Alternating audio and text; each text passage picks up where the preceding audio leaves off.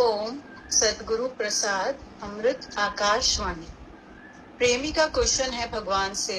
भगवान, गीता अध्याय 2 के श्लोक में लिखा है कि मरे हुए का शोक ना करो, ये बात समझ में आती है, मगर जीते हुए का भी शोक ना करो तो कैसे?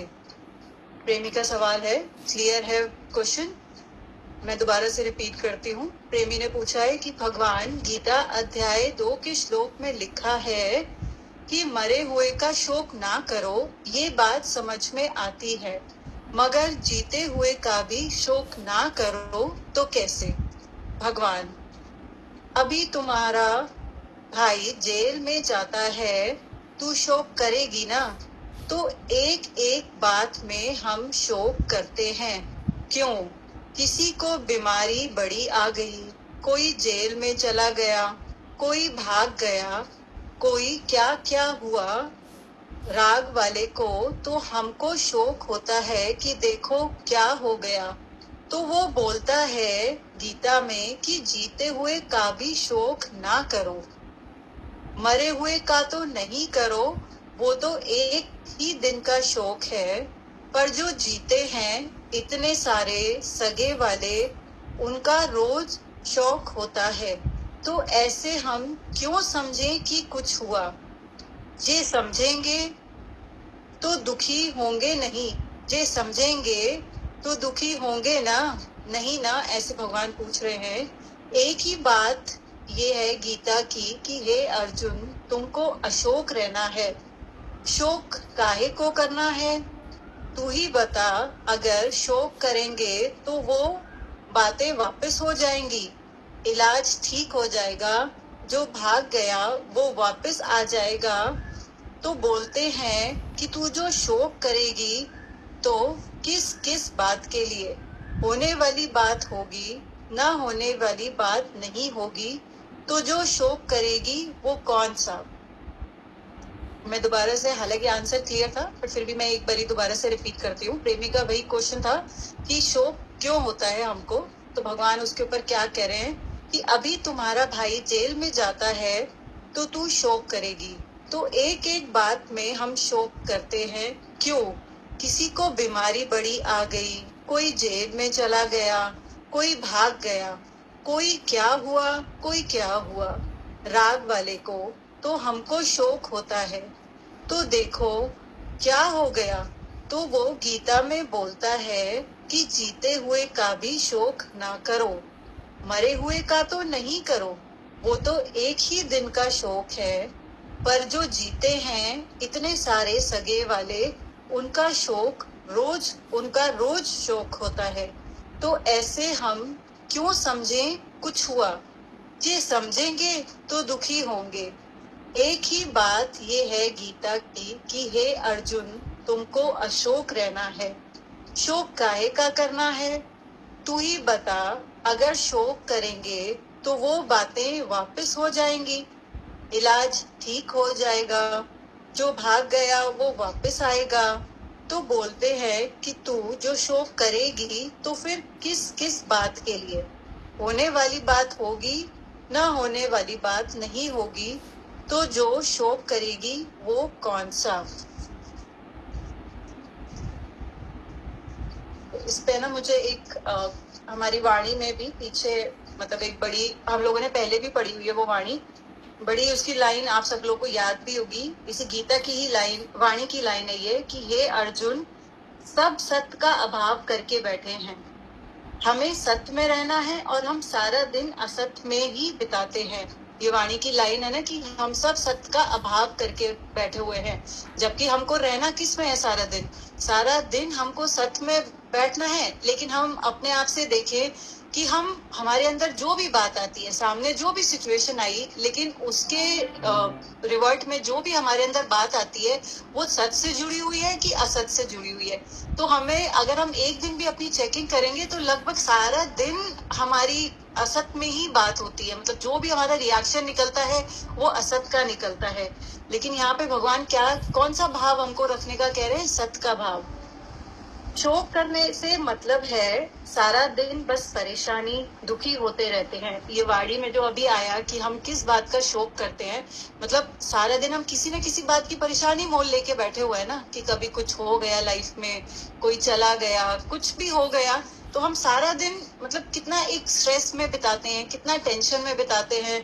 एक सारा दिन हमारा चिंता में निकलता है मोस्ट ऑफ द टाइम, कि ये चला गया, ये बीमार हो गया, ये ऐसा हो गया, ये वैसा हो गया। हम देखें सारा दिन हम कितना सच से जुड़े हुए हैं। सारे दिन में अपनी चेकिंग करें। सच मतलब क्या? ये सब जो हम देख रहे हैं वो रियलिटी नहीं, भरम है। अभी 2 हफ्ते पहले भी हम यही वाणी चला रहे थे ना, कि सच क्या है और भरम क्या है। जो भी हमको ये सब दिख रहा है बाहर, वो सब भरम ही तो है ना। जैसे रस्सी में सांप का भरम है, अंधेरे में ऐसे रस्सी पड़ी हुई है, लेकिन हमको 1 मिनट के लिए क्या लगता है कि वो सांप है, तो हम डर भी जाते हैं। लेकिन जैसे ही लाइट जलाई तो हमको वो हमारा भरम टूट गया, वो हमारा भरम दूर हो गया कि अरे ये तो रस्सी है, सांप थोड़ी ना है। तो ऐसे ही जो भी हमको बाहर दिख रहा है, जितना भी ये प्रकृति, जितना भी हमको सब दिख रही है ये सिचुएशन, सब भरम है, क्योंकि टिकने वाली नहीं है। जे परमानेंट हो तो टिके, तो वो रहे वो चीज। इनफैक्ट हम बाहर की बात करते हैं, हम अपने मन की अवस्था को ही देखें तो वो भी मतलब टाइम टू टाइम चेंज होती रहती है। कल हमारी मन की अवस्था कुछ और थी किसी व्यक्ति के लिए, आज उसी सेम व्यक्ति के लिए हमारी मन की अवस्था कुछ और है। तो ये मन भी एक भरम की तरह है, जो हमें बहुत ही बड़ा सा लगता है। तो बाहर तो भरम है ही है, जो हम ये मन का भी लेके बैठे हैं ना, अगर हम डीपली देखेंगे तो ये भी एक भरम का ही हिस्सा है और कुछ भी नहीं। जो संसार दिख रहा है, फील हो रहा है, भरम है, मिथ्या है, लगता है कि सच है पर है नहीं।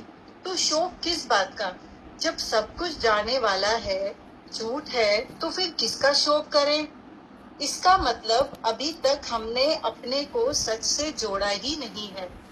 हम अभी तक झूठ में बैठे हुए हैं। झूठ मतलब बॉडी कॉन्शियस, छोटी आई में है। मैं भी झूठ हूँ और जो सामने दिख रहा है वो भी झूठ है, क्योंकि हम किस नजर से देख रहे हैं, हम अपनी बॉडी की नजर से देख रहे हैं ना। तो जब हमारा बॉडी कॉन्शियस ही झूठा है तो हमें सामने भी क्या दिखेगा? झूठ ही दिखेगा ना। जैसे अगर हम सच को जान लेते हैं, हम आत्मा में टिक जाते हैं, तो हमें बाहर भी वही उसी का ही दर्शन होता है। जब हमें अंदर में परमात्मा की खोज हो जाती है तो हमें बाहर कौन दिखता है? परमात्मा ही दिखता है ना। आत्मा प्रशांति आत्मा, परमात्मा को। अब जैसे हम सब सत्संग में जाते हैं तो गुरु हमको कौन सी नजर से देखते हैं? वो हमको XYZ करके थोड़ी ना देखते हैं। जे वो XYZ करके देखते तो हम इतने सालों जो उनकी हम मेहनत ले रहे हैं, वो हमको उस हिसाब से वो चीज हो ही नहीं सकती थी। वो हमको अपनी आत्मा करके देखते हैं, तभी तो उनको हमारे लिए इतना दर्द होता है। इतने सालों तक वो अथक होकर हमको वाणियां मतलब दे रहे हैं, उनकी सेवा हमारे लिए निरंतर चलती जा रही है। हमें कभी रियलाइज नहीं होता कि हम इतने सालों तक हम सत्संग जाते हैं, गुरु के दर पे आते हैं, कितनी सेवादारी हैं, जो बैठने का अरेंजमेंट करते हैं, पानी का अरेंजमेंट करते हैं, प्रसाद का अरेंजमेंट करते हैं। उसके बाद हमने तो सत्संग सुना और हम तो चलते बनते हैं, उसके बाद सारा उनको समेटना, मतलब कितना ये ऑन गोइंग प्रोसेस है। तो अगर वो हमको, मुझे नहीं लगता कि अगर वो, मतलब मुझे लगता क्या है, नहीं लगता, ये तो बात ही नहीं है। डेफिनेटली वो हमको XYZ तो देखते ही नहीं है, वो तो हमको बिल्कुल अपना आप करके देखते हैं, इसीलिए वो हमारे को निरंतर देते रहते हैं। देखो परमात्मा का भी ऐसा है ना। हम देखें कि हम इतने सारे जीव हैं इस प्रकृति में, लेकिन वो परमात्मा हम सबको भरपूर देता रहता है। मतलब कितने सालों तक अगर मैं अपना ही जीवन उठा के देख लूं तो ऐसे न जाने, मतलब एक जीवन में उससे कितना लिया है हमने, मतलब, और वो निरंतर दिए ही जा रहा है। खाली मेरे को नहीं दे रहा, मेरे पूरे परिवार वालों को दे रहा है, मेरे आस पड़ोस में दे रहा है, मेरे शहर में दे रहा है, और न जाने ऐसी कितनी प्रजातियां हैं मनुष्य के अलावा कि वो दे ही दे रहा है, अथक दे रहा है। तो मतलब वो क्यों दे रहा है? क्योंकि कोई दूसरा उसने बनाया ही नहीं है। तो उसका प्रोसेस इतना अमेजिंग है और इतना अलग है, मैं शायद वर्ड्स में उतना अच्छे से एक्सप्लेन नहीं कर पाऊं, बट ये फील होता है हमको कि हम कितना उससे ले रहे हैं, मतलब ले ही जा रहे हैं। और कभी हम अपनी चेकिंग करें कि हम किसी को देने में कितने माइजर होते हैं, है ना। एक हमारे को कुछ किसी को खाने का भी देना होता है ना, तो पहले वो एक दिन रखा हुआ हम देते हैं, किसी को फ्रेश भी निकाल के नहीं देते। जे अगर पराठा भी अपनी मेड को सेक के देंगे ना, तो हम लोग तो देसी घी वाला देंगे, लेकिन उसको रिफाइंड में देंगे। तो हम लोगों की जो बुद्धि है, जो हमारा इस हिसाब से हमने उसको प्रोग्राम किया हुआ है कि हम देने में भी इतना माइजर है। जे परमात्मा हमको इतना माइजर होता देने में, तो हमारी क्या हालत होती। आज देखो कितना मतलब हमारे पास भरपूर पड़ा हुआ है। एक दिन का राशन नहीं, पता नहीं भगवान की दया से महीनों का राशन हमारे पास पड़ा हुआ है। एक दिन के कपड़े नहीं, पता नहीं अगर बिना धोए भी कपड़े पहने ना, तो मुझे नहीं लगता कि हम लेडीज के पास महीने भर दोबारा वो रिपीट होगा। तो अगर इन छोटी छोटी चीजों में ही हम देखें कि हम कितने ब्लेस्ड हैं, मतलब हम नेचर से, हम यूनिवर्स से लिए जा रहे हैं, अथक लिए जा रहे हैं। लेकिन जब हमारे को करने की बारी आती है, तो हम कितना कैलकुलेटिव हो जाते हैं। किसी को गिफ्ट देना है, तो भी बड़ा बड़ा हम व्यवहार बुद्धि रख के देते हैं कि अच्छा ये इसका स्टेटस ये है, तो मेरे को इसको ये देना चाहिए। और जो ठीक ठाक स्टेटस वाले होते हैं, उनको हम ठीक ठाक वाली चीज देते हैं। तो मतलब हम कभी सोचे अपने आप को, अगर हम देखें, जज करें दूसरे को, मुझे लगता है जज करने का टाइम ही नहीं मिलेगा कि हमने अपने आप को किस हिसाब से प्रोग्राम किया हुआ है, किस हिसाब से हमारी व्यवहार की एक बुद्धि चलती है। अगर हम नॉर्मल वे में भी देखें तो, बाकी यहाँ पे तो हम बात कर रहे हैं आत्मा की, लेकिन हम अपना घर में स्टेटस देखें कि हम कैसे क्या चलते हैं, कैसे चलते हैं। वाणी वापस से कंटिन्यू करते हैं। झूठ मतलब बॉडी कॉन्शियस, छोटी आई में है मैं भी झूठ, तो सामने जो दिख रहा है, फील हो रहा है, सब झूठ है। हम देखें कि अगर हम शोक करते हैं, दुख करते हैं, तो क्या कुछ कर पाते हैं। वैसे अगर हम देखें तो हमारी कोई हस्ती तो है नहीं। एक एक खाली ये जो नेल है ना, ये भी अपनी मर्जी से बढ़ता है। सबकी बॉडी में अपने हिसाब से बढ़ता है। किसी की बॉडी में जल्दी ग्रो करता है, किसी की बॉडी में स्लो उसकी ग्रोथ होती है। किसी के बिल्कुल अंदर तक धसे हुए होते हैं, किसी के अच्छे ही होते हैं। तो एक खसीस, एक नेल के ऊपर भी हमारा बस नहीं चलता। तो हम फिर किस चीज की हस्ती मान के बैठे हैं। फिर हम जो ये छोटी आई लेके बैठे हैं, कभी इसको खोल के देखें। वो भगवान कहते हैं ना, जैसे प्याज की तरह है, आप सिर्फ छिलके उतारते जाओगे, उसके एंड में आपको कुछ भी नहीं मिलेगा। हमारी किसी चीज की कोई वैल्यू ही नहीं है। तो हम क्या प्रकृति में कर लेंगे, हम किस चीज को ठीक कर लेंगे। जो हो रही है प्रकृति अपने हिसाब से इतने अच्छे से प्रोग्राम है कि वो बहुत ही ब्यूटीफुली चल रही है। वो इतना अच्छे से परमात्मा ने सब कुछ फिट करा दिया है कि कोई प्रकृति में आ रहा है, किसी का जन्म हो रहा है, तो कोई अपना शरीर छोड़ रहा है। मतलब इतना ब्यूटीफुली ये पूरा प्रोसेस चल रहा है। और अगर हम पकड़ना भी चाहें तो हम पकड़ नहीं पाते ज्यादा कुछ। तो at the end of the day तभी हमको फ्रस्ट्रेशन होती है। फिर हमको फ्रस्ट्रेशन होती है तो शोक होता है।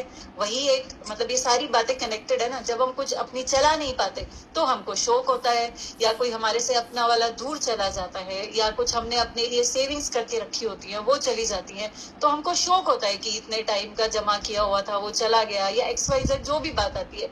लेकिन अगर हम डीप में जाके देखें तो अरे हम कुछ लाए थे क्या। जब हम आए थे, हम अपनी उस कंडीशन को याद करें। जब हम आए थे तो कुछ भी नहीं लाए थे, और जब हम जाएंगे तो भी सेम उसी कंडीशन से जाएंगे।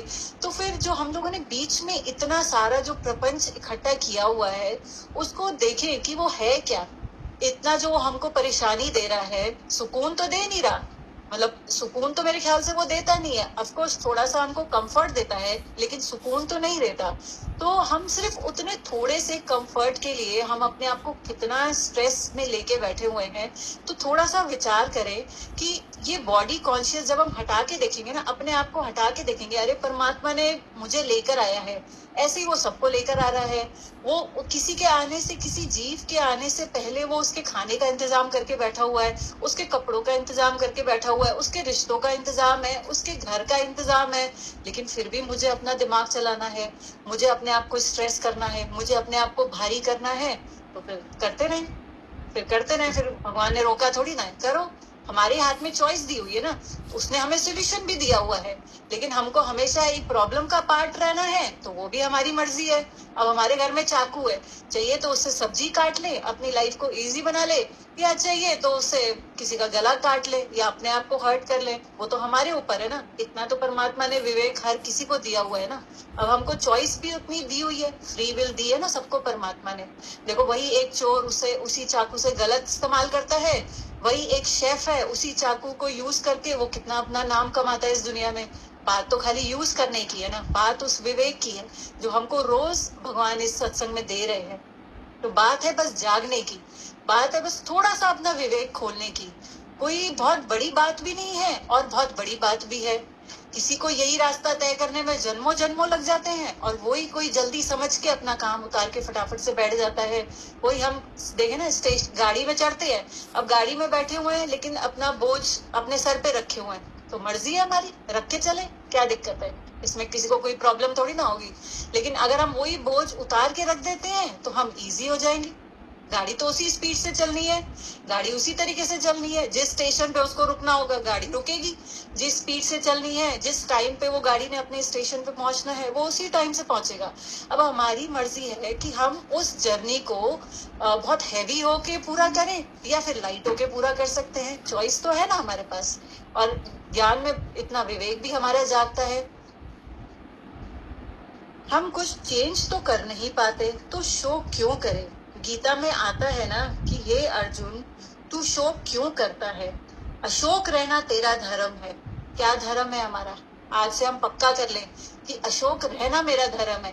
जब भी कुछ भी बात आए ना प्रकृति में, तो हमारा मन चले ना, तो एकदम हम देख लें, अरे ये तो मेरा नेचर ही नहीं है, इसका मतलब जरूर कुछ गड़बड़ हो रही है जो मैं अपने नेचर से हट रहा हूँ। मेरा नेचर कैसा है, अशोक रहना, पीसफुल रहना। अब हम उसी के ही बच्चे हैं। अब हम किससे आए हैं, परमात्मा से आए हैं ना। तो परमात्मा की क्या क्वालिटीज है, प्रेम, सुकून, पवित्रता। तो हम अगर देखें कि हम इस क्वालिटी से जरा सा भी हट रहे हैं ना, तो इसका मतलब फिर हम अपनी छोटी आइडेंटिटी में आ जा रहे हैं, छोटी आई में आ जा रहे हैं, फिर हम अपने आप को अलग कर दे रहे हैं परमात्मा से। तो ये एक बड़ा अच्छा साइन है। तो जैसे ही हमको लगे ना, फिर वापस यू टर्न ले ले, तो क्या हो गया, आ गए। अब लहरें तो आएंगी, हम बैठे हैं इस संसार में, समुद्र के पास बैठे हैं, तो लहरें तो आएंगी। बुद्धि में जो इतने सारे थॉट्स हमने शुरू से देखा है, अब बुद्धि क्या है, हमारा इंटेलेक्ट क्या है, बंच ऑफ थॉट्स है।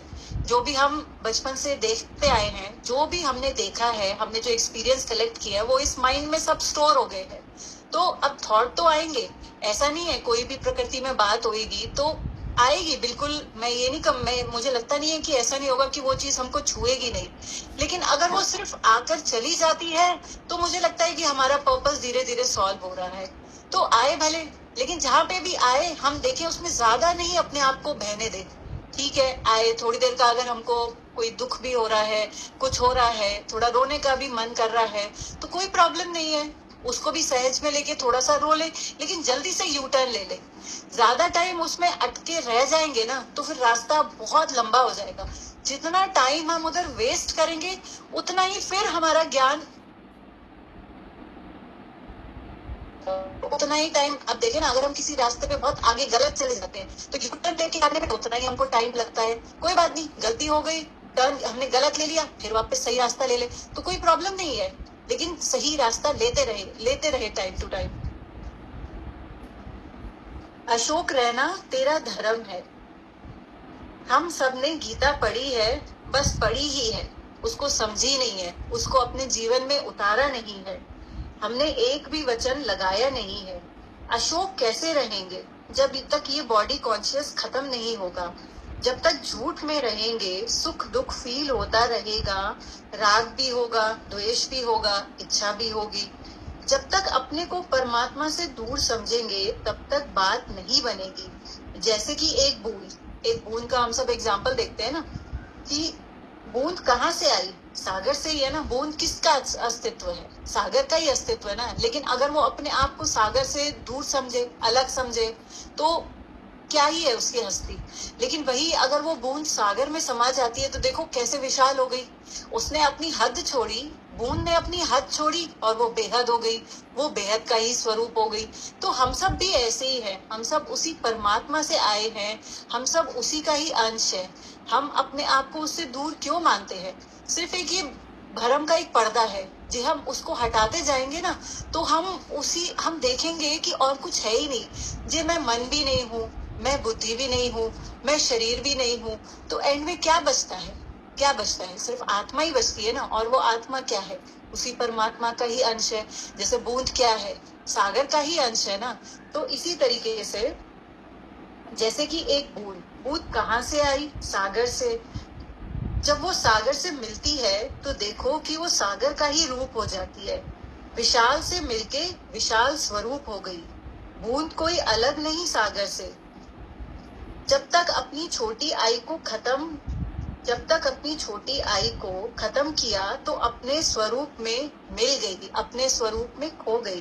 तो बस, तो तब अपना असली स्वरूप उसने पा लिया। हम भी ऐसे ही हैं, जो हम इन लेयर्स को, इन पर्दों को हटा देंगे, ये जो भरम के पर्दे हमारे हमारे हमारे को दिखाई देते हैं या जो हम मान के बैठे हैं, उनको जो हम हटा लेंगे तो हम क्या है? फिर वही वही आत्मा, वही प्रकाशवान आत्मा, एकदम विशालता में आ जाएंगे। जब तक हमने अपने आप को बॉडी लेस नहीं किया, करना भी क्या है? बस एक पर्दा है जो हटाना है, समझना है, मानना है। तो भगवान से जुदा नहीं, तू है ही नहीं, मैं हूं ही नहीं, है ही भगवान। भगवान ही है, बस यही मानना है। और हमारी झूठी हस्ती धीरे धीरे गुम हो जाती है। अपनी छोटी हद को क्रॉस किया तो बेहद हो गया। पर अजय हम अपना अहंकार, झूठा अहंकार नहीं छोड़ते तो फिर हम जरे जरे मरते रहते हैं, परेशान होते रहते हैं प्रकृति में। एक बार, सिर्फ एक बार अपना दम लगाकर पूरा सरेंडर कर देना तो बात बन जाएगी। लेकिन हम पूरा सरेंडर नहीं करते, हाफ हार्टेडली करते हैं। थोड़ा थोड़ा करेंगे, फिर अपने आप को पीछे खींच लेंगे, फिर थोड़ा थोड़ा करेंगे, फिर अपने आप को पीछे खींच लेंगे।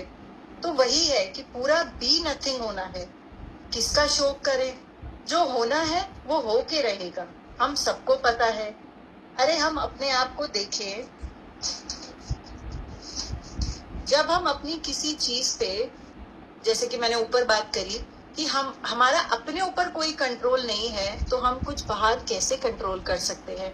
बचपन से जवानी, जवानी से मिडिल एज होती चली गई, सब कुछ बदल रहा है। कोई लाइफ में आ रहा है, कोई लाइफ से जा रहा है, तो कुछ हमारे कंट्रोल में है ही नहीं। फिर क्यों ऐसे बोझ लेकर बैठे हुए हैं?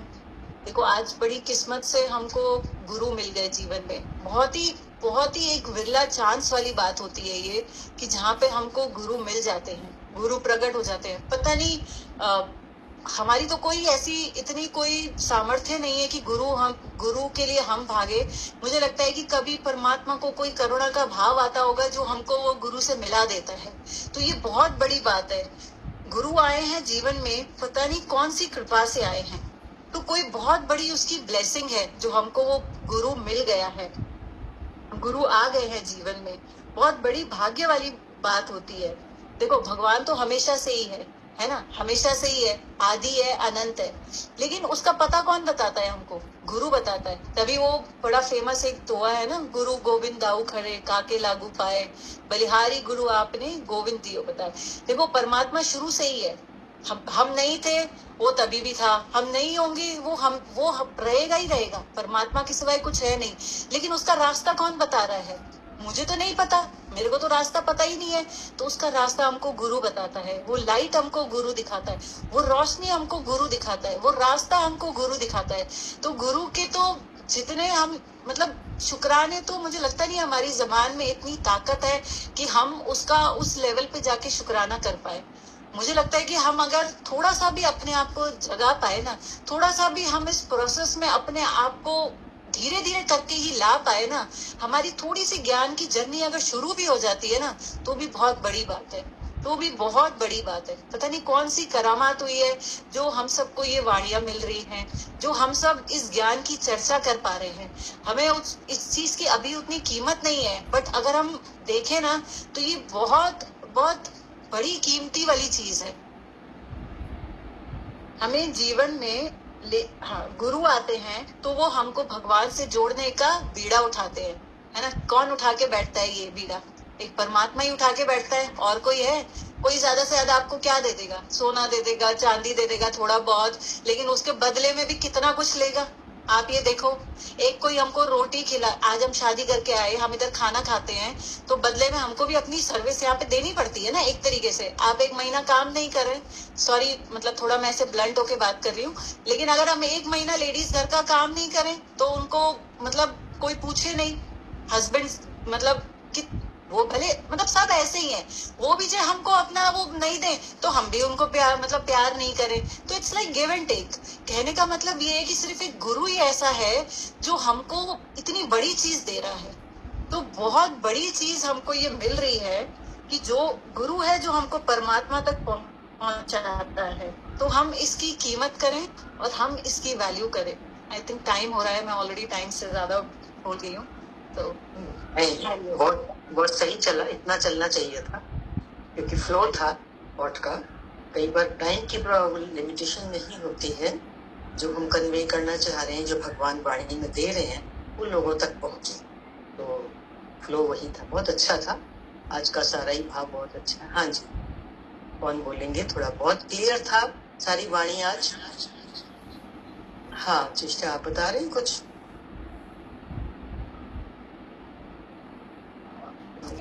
एक सेकंड। हाँ आंटी जी, अशोक रहे पे वाणी तो बहुत बार हम लोग के मतलब आपके थ्रू भी सुनी है, तो एक क्लियर और अच्छी, क्योंकि वो सारी समस्या ही जो मतलब शायद वो जो आजकल एंजाइटी, डिप्रेशन और ये सब जो दुनिया में लोगों को सुनने आता है, उसका रीजन ही यही है कि हम बिन बात का शौक लेकर बैठे हुए हैं, है ना। और वो ये कि मरे हुए लोगों का शोक करना तो वैसे भी बेवकूफी है, पर ठीक है, वो एक बारी को लगता है कि कोई चला गया जीवन से, उसका कुछ समय का शोक होता है, पर चला गया तो चला गया। हम जीते जी लोगों का शोक लेकर बैठे हैं, और बहुत अच्छा संत ने समझाया कि मतलब उससे बड़ी कोई चीज बेवकूफी, मतलब क्लियर वर्ड्स में बोले तो यही है ना कि क्या ही हम जीते हुए जिनों का ये श्लोक लेकर बैठे कि ये मेरे साथ ऐसा करता है, ये मेरे साथ वैसा करता है, ऐसा हो गया तो कैसे होगा, वैसा हो गया तो कैसे होगा। होने वाली बात तो होकर रहनी ही है ना। और हम बार बार सुनते हैं कि भगवान ने मेरे लिए इतनी प्लानिंग करी हुई है, इतनी प्लानिंग करी हुई है, तो फिर अगर हम उसका शौक लेके बैठे हैं तो यानी हमें उनकी प्लानिंग पे ट्रस्ट नहीं है। तो अगर इतना भी ट्रस्ट नहीं है तो फिर इतना ज्ञान सुनने का, सत्संग सुनने का फिर कोई फायदा नहीं है ना, जो इतने समय से सुन रहे हैं। तो उस बात को और खोलने से मुझे ऐसा लग रहा है कि कोई लाभ तो नहीं है, बहुत अच्छा सब खुला है। एक सुना ऐसे सत्संग में तो वचन कभी किसी का आया कि गुरु आपके लिए क्या है, कि नहीं गुरु ने ऐसे भक्तों से पूछ रहे थे, तो सभी संतों ने अच्छा जवाब दिया। कोई बोल रहा था कि प्रेम का सागर है, गुरु डॉक्टर हैं, गुरु टॉर्च है हमारे लिए, गुरु परमात्मा का मैसेंजर है, या हमें मिलाने वाला परमात्मा से ब्रिज है, ठीक है। तो एक जन कुछ आंसर जैसे बहुत अटपटे थे पर बड़े यूजफुल थे, जो बहुत अच्छे लगे। तो उसमें एक किसी ने बोला, अटपटा वर्ड था कि गुरु गुरु कबाड़ी वाला है। तो सुन के एक सेकंड को लगा कि अरे ऐसा, पर मतलब बड़ा अच्छा था कि इतना कबाड़ जो हम अपने अंदर लेके बैठे हैं किसको देंगे। ठीक है, पहले आपके मुख से सुनते थे कि सहेली पीकदान होती है, हम जाके अपनी पीक थूकते हैं, पर वो उसकी पीक लेके अपने आप को क्लीन तो फिर भी नहीं कर पाते ना, है ना। तो वो सहेलियां तो बिल्कुल ही वेस्ट ऑफ टाइम है लाइफ में। तो पर गुरु जो है वो कबाड़ी वाला, उन्होंने जब बोला तो एक बारी को लगा कि गुरु के मुख पे ही ऐसी बात बोल रहे हैं, वो बहुत मतलब डेयरिंग बात है। पर जब उन्होंने खोला तो उसका मीनिंग इतना अच्छा निकला, और सच में लगा कि उस बात में बहुत स्ट्रेंथ है। और किसी का जो सबसे अच्छा आंसर लगा वो उन्होंने बोला कि गुरु ऑक्सीजन है।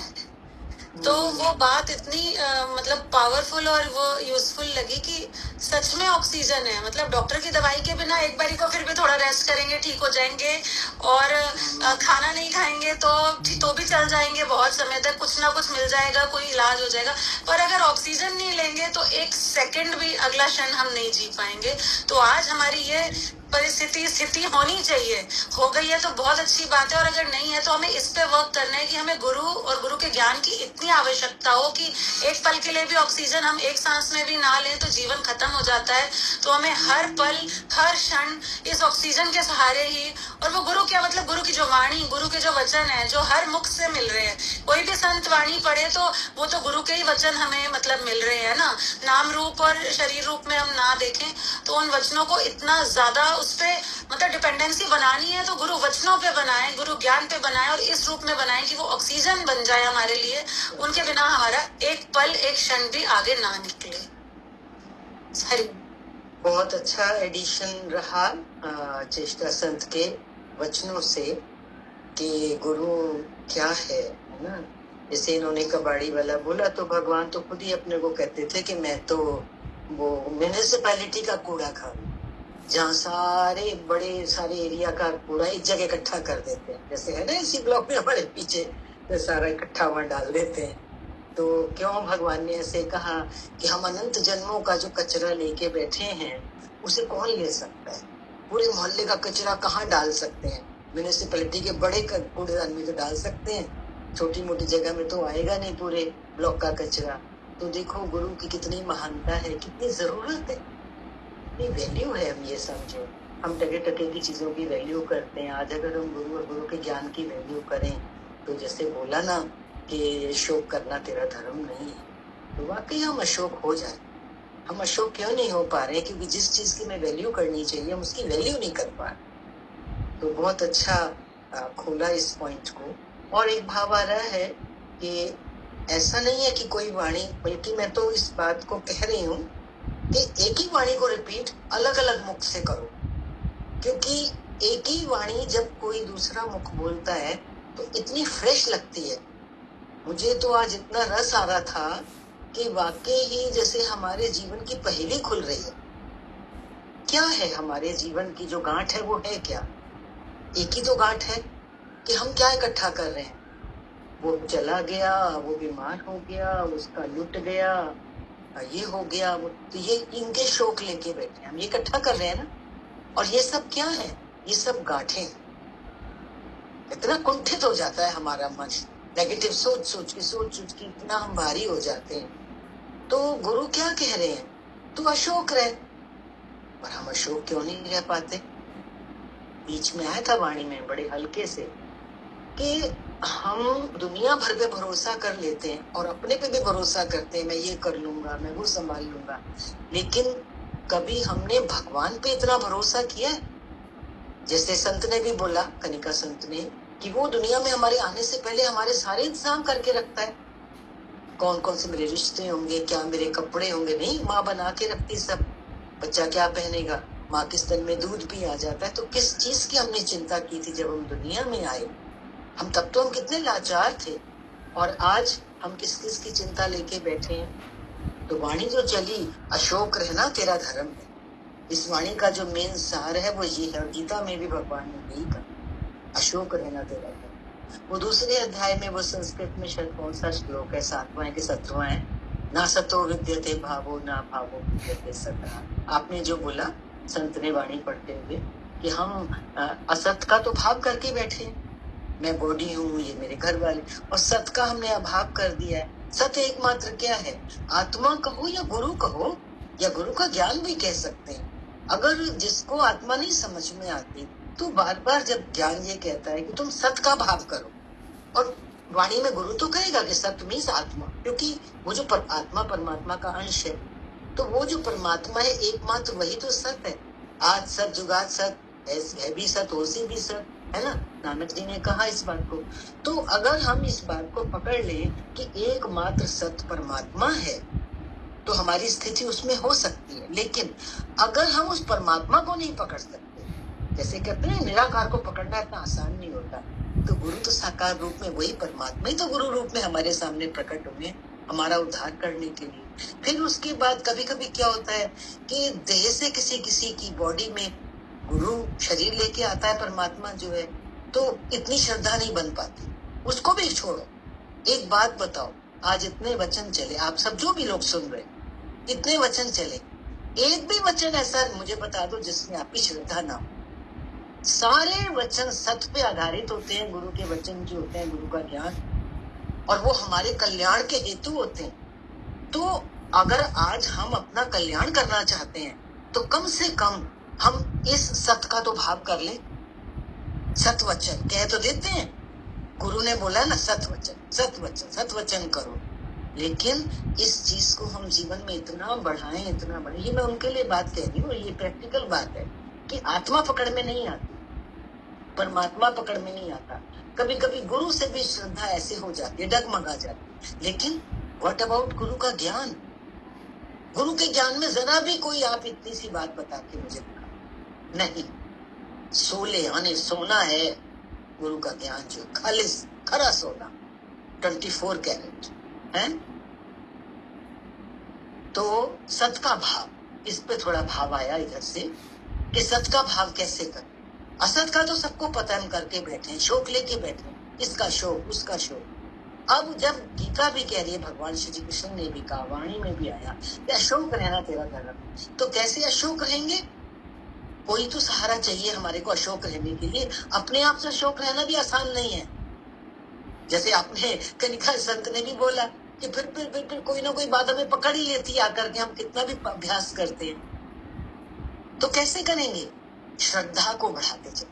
पहले तो हमें विश्वास होता है गुरु के बच्चों, ये विश्वास ही हमारा श्रद्धा का रूप धारण करता है। श्रद्धा मीन्स अंधी श्रद्धा, अटूट श्रद्धा। और जिस चीज में श्रद्धा होती है, एकमात्र वही चीज मेरे लिए महत्वपूर्ण होती है। मुझे फिर अंदर में देखो आने लगता है। आप खुद टटोल के देखना अपने आप को, क्या आने लगता है? बस मुझे जिंदगी में चाहिए तो यही एक चीज चाहिए, मुझे और कुछ नहीं चाहिए। आज सब अपने आप से पूछ के देखो, कौन इतना डंके की चोट पे बोल रहा है कि मुझे सिर्फ गुरु का ज्ञान चाहिए, दूसरी को। हे परमात्मा, मैं तेरे हाथ जोड़ती हूँ, तेरी शरण में आती हूँ। यही तो शरणागति है। यही श्रद्धा जब इतनी प्योर हो जाती है कि कोई गुंजाइश नहीं रहती, तो इसी को तुम शरणागति कह सकते हो। और देखो, शरणागति के बिना तो हमारी गति नहीं। हम क्या कर लेंगे बिना शरण लिए परमात्मा? तो वो शरण कौन सी है? वो शरण है ज्ञान। वो बोला ना, बीच में आ रहा था मुझे ध्यान, जब आपने वो रस्सी वाली बात करी कि टॉर्च डाली या बत्ती जलाई तो तब पता चला ये तो रस्सी है। तो ये जो ज्ञान है गुरु का, ये क्या है? बताओ, यही तो टॉर्च है। हम किस में बैठे हैं? अंधेरे में बैठे हैं। वो सांप दिख रहा था अंधेरे में, तो हम कौन से अंधेरे में बैठे हैं? शोक लेके बैठे हैं, शरीर वालों को सच करके बैठे हैं, तो शोक हो रहा है। अब डालो टॉर्च डालो तो वो सांप का डर जाए, नहीं तो मर जाए आदमी डर के मारे, पसीने आ जाते हैं, अरे सांप है, खा जाएगा मेरे को। ऐसी संसार खा जाएगा मेरे को अगर हम टॉर्च नहीं डालेंगे। तो कौन सी टॉर्च पकड़ के रखें? देखो, मैं सत्य के भाव को पक्का करवा रही हूँ। कर लो आज इसको, सत्य के भाव को पक्का। कैसे? बस ज्ञान रूपी टॉर्च अगर ये मैंने डाली अपने अज्ञान के ऊपर, जिसमें मैं बैठा हूँ जन्मों से, तो आज ही मेरा काम पूरा हो जाएगा। और जो वाणी में बार बार आ रहा था, शोक नहीं करो, शोक नहीं करो, इसका शोक उसका शोक, तो वो कैसे होगा? जब तक हम ज्ञान की टॉर्च नहीं जलाएंगे, वो अंधेरे को नहीं मिटाएंगे, वो अज्ञान को भस्मीभूत नहीं करेंगे। तो बहुत आज ये वाणी चली, बहुत शुक्र है भगवान का कि ये वाणी आई सामने। हर 12-6 महीने में सेम वाणी रिपीट होनी चाहिए। मैं कहती हूँ कोई भी एक योगी अपने पास 10 वाणियों का कलेक्शन, 12 वाणियों का कलेक्शन रखे। साल के 12 महीने होते हैं, बस उन्हीं को रिपीट करो, उसकी डायरी बना लो जो 12 वाणी। मैं कहती हूँ उसमें दुनिया भर का ज्ञान आ जाएगा। भगवान तो एक वचन पे कहते हैं तेरा जीवन बन जाएगा। मैं तो 12 वाणी आपको कह रही हूँ, जिसको भी शौक है। और जो लोग सुन रहे हैं, वो जिस दिन सत्संग चलता है उसका एक वचन सत्संग जब पूरा होता है, आप एग्जिट करते हैं, उसके बाद याद रहता है। अपनी डायरी बनाए, वो एक वचन संडे का आप लिखेंगे तो साल के कम से कम 49 संडेज आते होंगे। इतने वचन हमारे पास एक अच्छे वचन, वो कितने हेल्पफुल है। चलिए, आज बहुत